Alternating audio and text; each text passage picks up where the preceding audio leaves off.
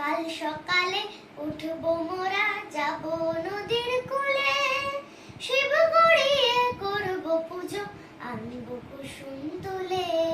মোরা ভোরের বেলায় গাঁথবো মালা, দুলবো সে দোলায়, বাজিয়ে বাঁশি গান গাহিব বকুলের তলায়।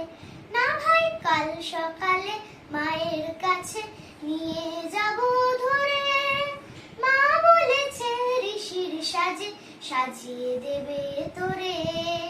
সন্ধ্যা হয়ে এলো যে ভাই, এখন যাই ফিরে, একলা আছে নন্দ পিতা আঁধার কুটিরে। নমস্কার।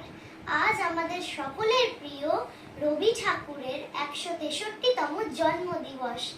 আজ ওনার জন্মদিবসে আমার একটি ছোট্ট নিবেদন, আমার লেখা একটি কবিতা, রবি ঠাকুর।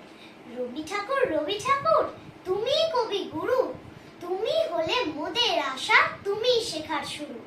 শিশু ভোলানাথ বই পড়ে পাইছে কত মজা, তোমার লেখা সবই প্রিয়, কঠিন কিংবা সোজা।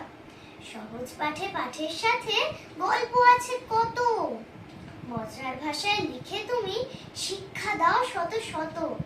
সব শেষে লহ তুমি মোর কবি প্রণাম, সারা জগৎ তোমায় চেনে, জানি তোমার নাম।